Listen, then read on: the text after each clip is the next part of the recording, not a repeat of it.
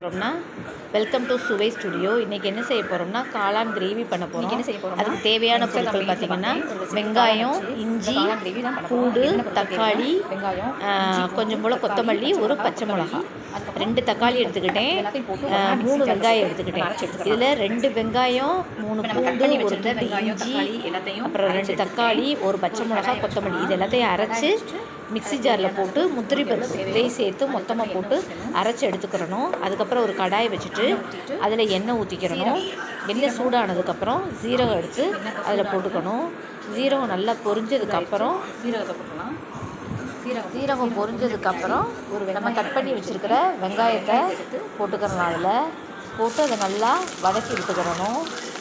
ஏற்கனவே நம்ம 2 வெங்காயம், 2 தக்காளி, முந்திரி பருப்பு, பச்சை மிளகா, கொஞ்சம் போல் கொத்தமல்லி இதெல்லாம் போட்டு அரைச்சி வச்சுருக்கோம். இப்போ எக்ஸ்ட்ரா இன்னொரு வெங்காயம் அதை போட்டு கட் பண்ணி இதில் போட்டு நல்லா வதங்கிடலாம். இது நல்லா கோல்டன் ப்ரௌன் கலரில் நல்லா வதங்கி வந்ததுக்கப்புறம் நம்ம அரைச்சி வச்சுருக்கிற அந்த பேஸ்ட் இருக்குல்ல அதை எடுத்து இந்த வெங்காயத்தில் அதில் ஊற்றி அதையும் சேர்த்து அரைச்சி வச்சுக்கிறோம். வதங்க விடணும். இடையில நான் காளானை நல்லா வாஷ் பண்ணிவிட்டு அதை நல்லா கட் பண்ணி வச்சுருக்கேன். இப்போ வெங்காயம் வதங்கிடுச்சு. இதில் நம்ம கிரைண்ட் பண்ணி வச்சுருக்கிற பேஸ்ட்டை சேர்த்துக்கலாம். இதை சேர்த்து நல்லா கொதிக்க விட்றணும். இந்த பச்சை வாடை, இஞ்சி, பூண்டு, வெங்காயம், தக்காளி இதோட பச்சை வாடெல்லாம் போகிற அளவுக்கு நல்லா கொதிக்கட்டும். நம்ம முந்திரி பருப்பு சேர்த்துருக்கிறதுனால அது மேலே கொதித்து தெரிக்கும்.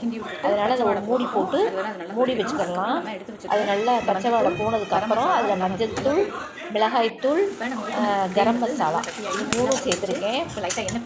நான் காஷ்மீரி சில்லி சேர்த்துருக்கேன். உரப்பு கம்மியாக இருக்கணுங்கிறதுக்காக இந்த 3 சேர்த்துக்கலாம். சேர்த்து நல்லா கிண்டி விட்டுக்கலாம். கிண்டி விட்டு இது நல்லா கொஞ்சம் நல்லா வதங்கி எண்ணெய் பிரிஞ்சு வரும். அந்த ஸ்டேஜில் நம்ம கட் பண்ணி வச்சுருக்கிற காளானையும் கருவேப்பிலை சேர்த்துக்கலாம். அதையும் சேர்த்து நல்லா கிண்டி விட்டுக்கிறணும். இப்போ இந்த காளானும் கொஞ்சம் தண்ணி விடும்.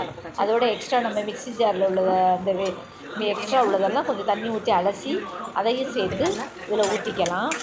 ஊற்றி நல்லா கொதிக்க விட்டு உப்பு சேர்க்க மறந்துட்டேன். நான் முன்னாடி சேர்த்துட்டேன். காளானும் கொஞ்சம் சேர்த்துக்கோங்க.